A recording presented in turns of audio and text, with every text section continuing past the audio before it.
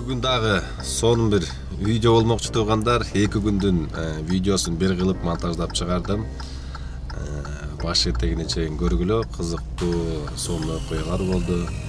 Яндекстин офисине бардым, сити блокировка кылды. Ушундай туугандар. Бүт баарын видеодо көрөсүңөр. Андан да бир айта кетчү нерсе. Силер дагы Яндекс таксиде болбосо ситиде иштейм десеңер туугандар, анда Атаман такси паркине кошулабыз. Комиссиясы аз, акчасын снимать эткенде туугандар процент албайт. Любой момент чалып, Атаман куллана бересиңер, кисартка дагы жардам берип, паркын алсаңар, жанагы мындай ID номерлерди алып берет. Бүт баарлар кечээки видеолордон кийин сурап калышат, Нургазы эмне болдуң, Кыргызстанга кетем деп аттың эле го деп. Туугандар, Кыргызстанга кетпей калдым. Праванын документтерин Кыргызстандан алдырып, бул жакка эле заявка таштай турган болдум. Алмаштырып бергени. А регистрацияны болсо уже 4-жылгабы, ушундайга уже продление кылып атат да. Эгерде чорныйдан чыкпаса, продление кылса болот экен. Эгерде чорныйда боло турган болсо регистрация продление болбойт экен. ФМСке барганда отказ берип коет экен чорныйдагыларгачы. А так чорныйдан чыкпаса продление кылып берет экен. 4-жылгабы, 5-жылгабы, 5 жылга чейин окшойт. Бир миграционка менен 5 жылга чейин мүмкүн окшойт. Бирок алар номерин публикага чыгара албайм туугандар. Алар бүт баарына кыла бербейт экен аны деле. Ошон үчүн туугандар ошондой болуп калды. Азыр эми дагы 1 жыл шанс бар. Айтты, бир жемки жылы сөзсүз чыгып келбесең болбойт депчи. Дагы 1 жыл Кудай деп иштеп туралы, тынчаман. Анан кийин көрө жатарбыз. Саат 8:16 өттү. Балам школго таштап, азыр дагы City Mobile менен иштеп атам. Яндекс вообще көнбөй койду, короче. Аны айтсам деле көнбөйт, муну айтсам деле көнбөйт. Кайра эле ошо 16-числода эмне болду деди. Ушундай болгон. Леноградда мени кармаган. Хорошо, я своим сотрудникам передам. Неме кылып алар менен советуемся деп коет. Ошо менен уже бүгүн канчанчы күн өттү? 16-дан бери бүгүн 28 болду. Почти 15 күнгө жакындап калды. Ошентсе деле Яндекс такыр блокировкадан чыгарып айтат. Временно недоступен деп турат. Бир огородныйга барып көрүшүм керек болуп атат да. Огородныйга барып өзүм документтерин бүт көргөзүп, же бир жолу правом алмаштыргандан кийин барсам деп атам. Балдар айтып атат. Правоны алмаштыргандан кийин сөзсүз бул жакта ГИБДДдан неме алыш керек деп, справка алыш керек экен, алмаштырды деген. Ошону алып барып, анан өтүп келет окшойт деп атам. Да вроде башым оорутпай, ситиде деле иштей берсең деле болгодай экен. Эгерде уже шаарды жакшы билип, мындай райондорду билип, адрестерди билип калгандан кийин уже минималка кирип калгандан кийин минималканы жөн эле уруп койсо болот экен да, карап тура элечи. Эрте менен айныкса короткий заказдарды көп берет. 450-дөн 500-дөн минималка жанат. Ошо маалдарда бүт адрестерин карап тура эле минималка уруп койсо нормально эле иш кылып койсо болот экен сити менен. Өткөндө көрдүңөр, суткага да канча урдум. Эми мен аны иштейм, постоянно андай деп көргөзгөнүм жок. Просто эми иштесе болот экен, ушундай кылып. Смена сатып алып деген мааниде көрсөттүм да. Бир смена сатып алып туруп, мисал үчүн бир сутка иштеп,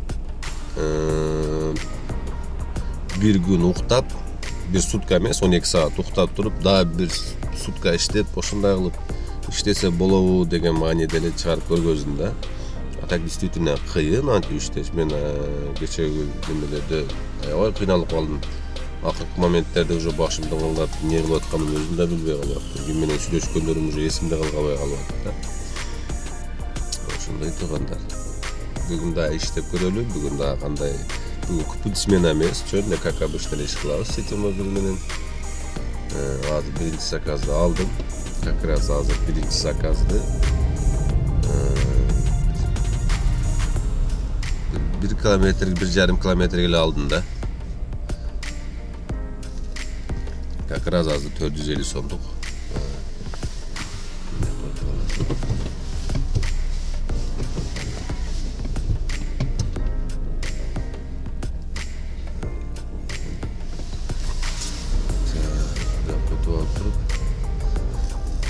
Köte bir 6-7 minut dile alır, daha bir 450 rubl. 8,5'a değin çeyin dep turat. 8,5'dan keyin daha janat boluş керек өзü.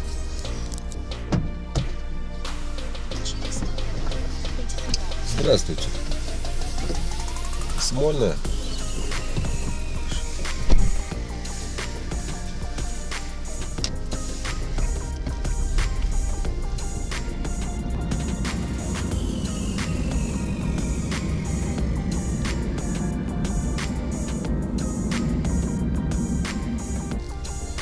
Так, doğru. Починді алып келдім. Так, қанша ол минималка илештім, илешпей қалдым ба? Илешпін. Так, 5 минутқа деле жеткен жоқ алып бергеніме. 420 рубльдеп минималка илешіп алдым. Минималкалар 400 рубльдан 9,5-ға чейін бар екен. 8,5-дан 9,5-ға чейін 400 рубльден екен. Ошондой туугандар, регистрацияны продлить этип өз ал жөнүндө публикага айтпайлы коеюн дедим эле, просто интерес кылгандар көп да, регистрацияң эмне кылды деп. 9000ге дагы 1 жылга узартып беребиз дешти. Өзүнүн ал жакта штраф болот дейт, ФМСтен төлөй турган дейт, ошолорду төлөп, общий стоимости 9000 сом болот. Бирок 1 айда келет дейт да. Булар атайын спец жанагындай немелерден, кароолордон өтүп, анан штрафтары бүт төлөнгөндөн кийин регистрация 1 айдан кейін келет экен. 1 ай төлөп турам, кече күнү соттун жанагы 5000 салган штрафын төлөдүм. Төлөп барып, эми чегин алып барып берип келиш керек болуп атат. Чегин алып барып берип, бүгүн буюрса берип келсем деп атам, абеттен кийин падилам коюп алып барып обязательно алып келип бергиле деген да. Алып келбесеңер бул жактан силер немеге түшпөйсүңөр, базага түшпөйсүңөр, төлөдү деп деген. Соттук отдельно өткөндө чегин ошо чагында биз жерге коет окшойт, алардын өзүнчө планы боюнчачы. Ушундай туугандар, бүгүн да иштеп көрөйүн. Ситиге деле үйрөнүп калдым, бирок эми кичине Яндекске караганда кыйынчылыктары көп. Основной навигаторунан бирөөнө копировать этип адрести өткүзүп, анан дальше кетесиң. Так, Яндексти деле уже билгендер, Яндекс ситини деле уже көзүм билгендер жакшы иштейт экен.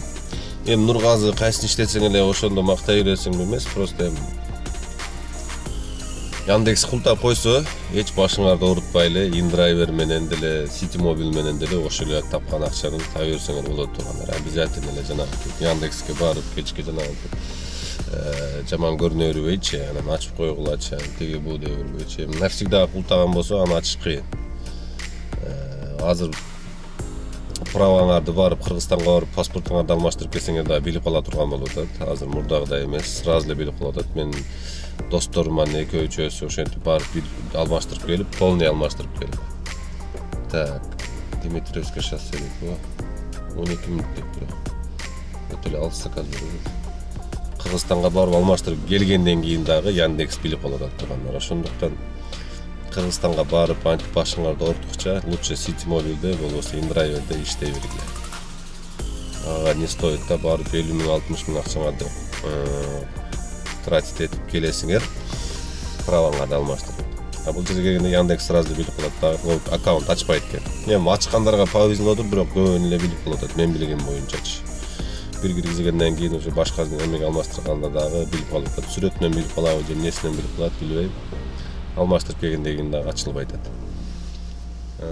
Минимальный заказ менен подряд 1 2 3 4 5 1 2 3 4 5 5 заказ кылдым минималкадан 400 рубльдіктен. Бул жерде общий стоимостун көрсөтөт экен, жана бонустук менен кошуп общий көрсөтпөйт экен. Заказдар канча болгону гана. Канчадан калганы жазылат экен да, бул жерде чистый жазылат экен. 317, 302, 302, 302 деп мынакей подряд 5 заказ кылыпмын минималкадан саат 10го чейин 8:30-дан 10го чейин 5 заказ кылдым минималкадан, жалаң 400 рубль деп. Минималка азыр өчүп калды. Так, азыр без минималкадан bir заказ кылдым, дагы bir заказ алдым. 1600 заработок болду 1,5 саатта. Так, секин эми азыр каякта дейт, Химкиден Соколго өрүп аттыр. Так. Все, кеттик дальше туугандар. Так, туугандар, өтө кызык окуя болду. Кече күнү шуулдап минималкаларды тытып сити менен иштеп аткам. Минималка бүткөндөн кийин үйгө барып ичине эс алып, баламды школдан алып, абеттен кийин минималкада дагы иштейм деп үйдө эс алып жатсам эле бир маала сообщение келди Сити Мобилден. Вы нарушали серьезные ПДТ. Короче, предупреждаем, если что, заблокируем деп ошентип келди дагы. Бир андан бир саат өтпөй эле Сити Мобилден блокировка болуп калды. Эми ишке чыгайын десем. Причина эмне десем, слишком рейтингиң düşүп кетти дейт. Эмесе мен бир 4 эле күн болду окшойт. Немеге иштеп атканыма, Ситиде иштеп атканыма. Анан кийин атаманга жаздым. Атаманга жазып, ушундай Сити неме болуп калыптыр, блокировка болуп калыптыр десем, хорошо, азыр мен сүйлөшүп берем деди дагы. Сити Мобилде бүгүн эртең менен ачтырды. Бир күн өттү кечегиден бери. Бүгүн эртең менен ачып берди. Ошо эмне болупту десем, ошол пассажирлар жалып кыла берип рейтингиң түшүп кетти дейт. Анан таң калып койдум. Мен 4 эле күн каждый пассажир жалып калган бул эмне деп койдум. Билбейм, мен пассажирларга да эч нерсе кылган эмесмин. Вроде нормально эле ташып жүрөм. Ошентип жалып кылыптыр дейт. Рейтинг түшүп кетсе ошентип кылтап коет экен. Эми биринчи жолу предупреждение болот экен бул права менен. Хорошо, бунусунда чечебиз, анан кийинки жолу уже болбой калат деп ошентиптир. Анан кийин деп койдум. 150 сомдук заказдарды ташып жүргөндөн кийин жана клиенттер деле кичине уялбай дейт. Өз бергени 100 рубль болсо. Анан ошо берген 100 рубльдү да чыгарып аркаңа шыбап болушунча по полной программе. Анан азыр огородный проездге кеттим. Барып немени да көрсөтөйүнчү, Яндекстичи. Хорошо, мы сотрудникам передали, короче, ждем ответа. Биз советтешибиз керек, аны муну деле такыр көмбөй атат. Бир барып көрөйүн, огородный проезддин адресин силерге дагы берейин. Эгерде ушундай жанагындай причина менен аккаунтуңар блокировка болуп кала турган болсо, келип түшүндүрүп айтып, огородный проездге келип дагы түшүндүрүп айтсаңар, ачып беришим мүмкүн. Эгер временно деп турса, анан навсегда деп турган болсо, ал жерде ача албайт турган. Билбейм, аны да көрүш керек. Причиналарын айтып, түшүндүрүп деп, фактылар менен көрсөтүп. Азыр эми көрөбүз барып. Эгерде көнүп ачып берсе жакшы. Ачып бербесе айла жок. Ошо праваны алмаштыргыча күтөбүз. Эмне дегенге атаман комментарий жазганда менин правасын алмаштырсын, сүрөтүнөн вообще бети көрүнбөй атат экен дедиле да. Ошого эгерде көнбөсө праваны алмаштыргыча Сити Мобилде иштеп турат. Но бүгүн эртең бир ачкам Кыргызстандан келип калса, бүгүн электронный жанагы заявкасын жөнөтүп коюш керек. Немегечи? Биздин посольство немесине электронныйына бүт документтерди жөнөтүп, заявление жазып коюш керек, что мен правамды алмаштырам деп. Анан кийин чакырууга келет экен, келгиле өчүп дейди деп. Барганда полностью документтерди бергенден кийин где-то 40 күндүн ичинде ушундай да права тиет экен. Аны да көрөбүз. Точно 40 күнбү же канча күн жүгүрөм ага дагы берип калса жакшы эми бияктан эле. Ошо Кыргызстандан обязательно ушу карточкасы керек экен. Окуп алды, кайсын немеде деген. Анан только алмаштырган экен туугандар. Көп комментарий жазып коет, ушул жерде окуп алса болот. Бирде посольствода окуйсаң анда. Эгерде мурунку ушундай праваңа жараксыз болуп, суроо жок боло турган болсо, ошону алмаштырып алсаңар болот экен. Ошондой туугандар. Азыр кеттик посольствого барып, и посольствого дедим, огородный проездди Яндекстин офисине барып сүйлөшүп көрөлү жакшылап. Эгерде камера менен киргизип, эгерде ар жак тартканы уруксат болсо, келип тартып да көрсөтөм. Бирок кыйын го деп атам, алар уруксат бериши. Ладно. Так, туугандар, келип калдым, аз калды. Мынаки улица Огородный проезд менен улица Ростовалинин кесилиши. Ушу менен туура өтүп барганда эле могул жерде Яндекстин офиси бар. Временный блокировка болуп калгандар келип причинасын сурап, тактап билип блокировкадан чыгарып кетсеңер болот. Поверните направо, во двор.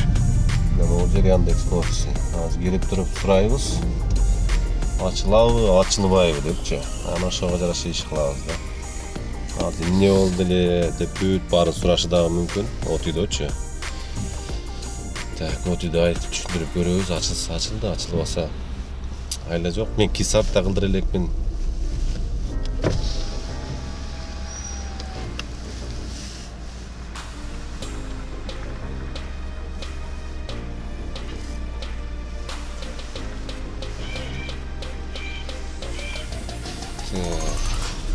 Saat ушул жерде 2 саатка дагы эме кылып атат эле. Регистрация кылып атат бир бурчунда дедиле. Анда бир документтерди даярдап, регистрацияны бүткөндөн келишим керек эми. Регистрация керек экен да обязательно. Регистрация болбосо болбойт экен. Вы приехали.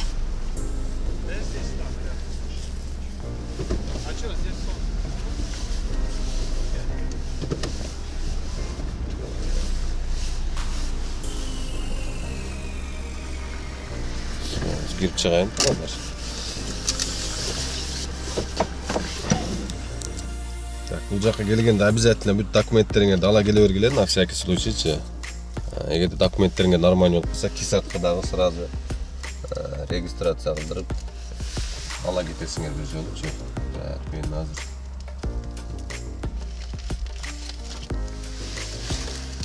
Так, синең санымларны түшүрүп жерде. Мен по-любому регистрация жок кылбайт да. Менен үйдө калса керек. Ладно, бүгүн ошону сурап чыгып элейинчи. Ана 2 саатка дагы бир жол келебиз.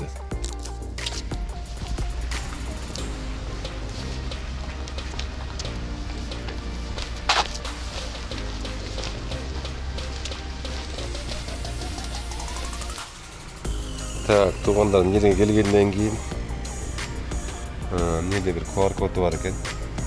Ошо QR коду менен записаться болуш керек экен биринчи Яндекстин офисине.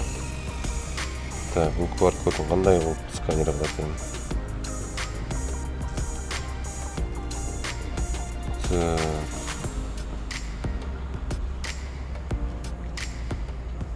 Сканер документ. Так, аз көрөлүчү Яндекс менен.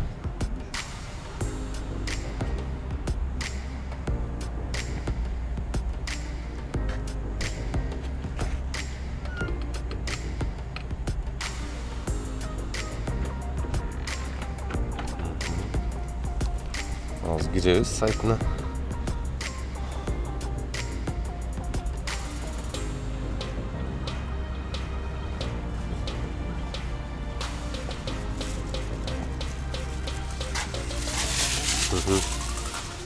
Так, короче, Яндекстин браузерине кирип туруп эле умный камерасы менен басып, баскым менен чыгат экен жерде.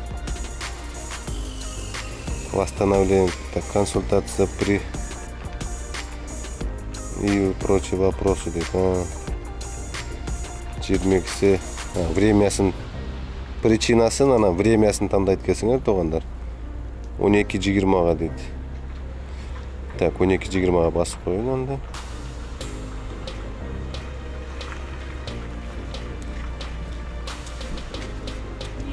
Так. Так, вроде все тандап койдум. Не знаю, дальше аз көрөйүнчү кирип. Так, туугандар, жазылып койдум. Эгерде адреси керек турган болсо, силерге айтып коеюн. Метро Бутырская, огородный проезд, дом 10, строение 6. Өзүңөр менен бүт керектүү документтерди алып алып келе бересиңер дагы.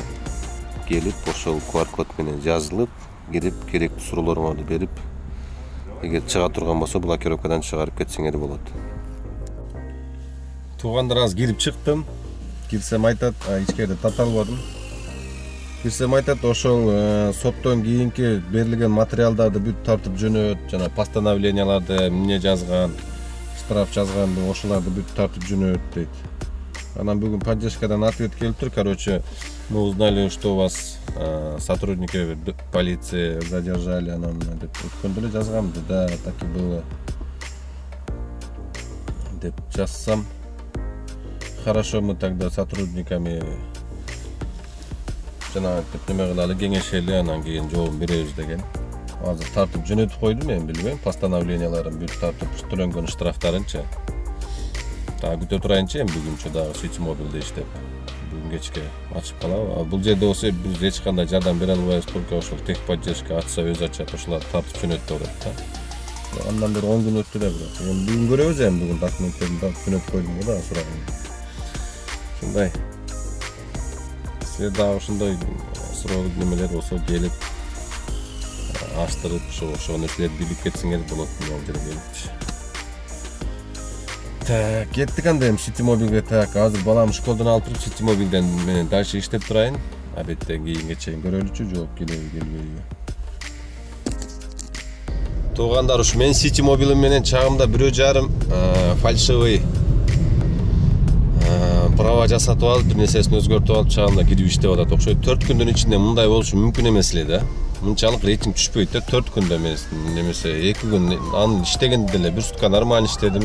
2-күн калган күндөрү жарым күн эле иштегем да. City Mobile жакшы контроль кыла албайт да документтердичи, ошентип жанагынтип парк-сарктардан данныйларын алып туруп, анан башка бирөө жанагындай фальшивый документтердин кичине бир жерлерин өзгөртүп алат да кайдай берет. Общий жанагындай неме жалып болсо, главный ушу мага келип түшө берет да. Айтам го, 4 күндүн ичинде мынтип жалып түштү деп низкий оценка болуп, мен эмесе анчалык жаман айдабайм. Реально, вообще бир клиенттер менен айтышпайм, башка кылбайм. Ошого таң калып атам да, ошого же 1,5 иштеп атабы, азыр атаманга дагы жаздым. Жакшылап проверка кылып көрчү, мен данныйым боюнча башка бирөө иштепчи, неме кылган жокпу депчи. Текшерип көрсүнчү, балким иштеп аткандыр. City Mobile'ге дагы бир айтыш керек болду. Текшергиле, может мен данный менен башка бирөө иштеп атат, не может быть мындай болушу депчи. Ладно, күтө турайынчы. Күндөн күнгө эле бир кызыктуу эле приключениялар болуп атат го. Огородныйга барып келип,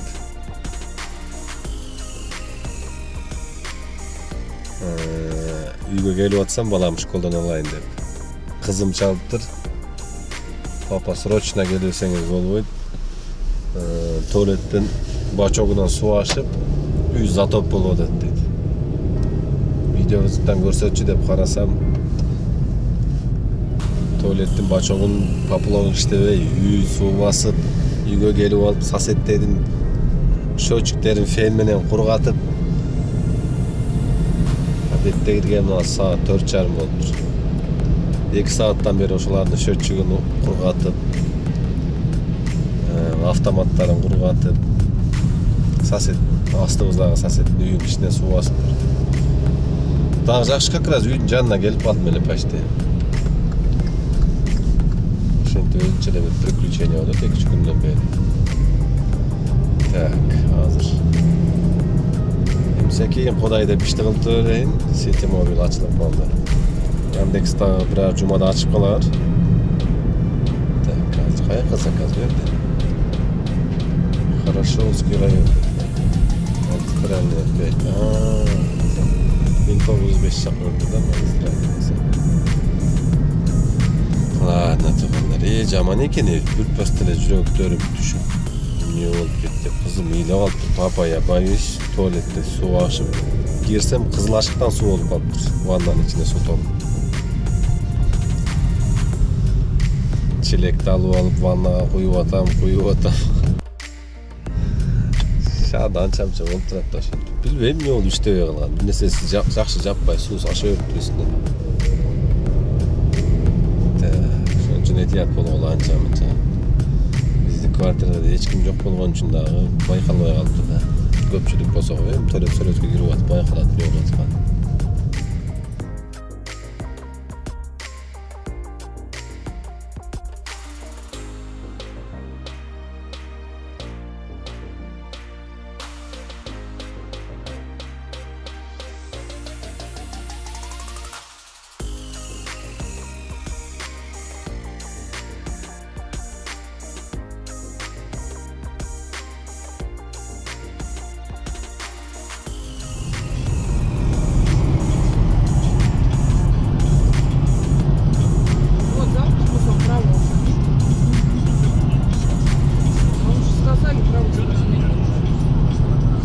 Он сплошной, понимаете? Да я уже просто...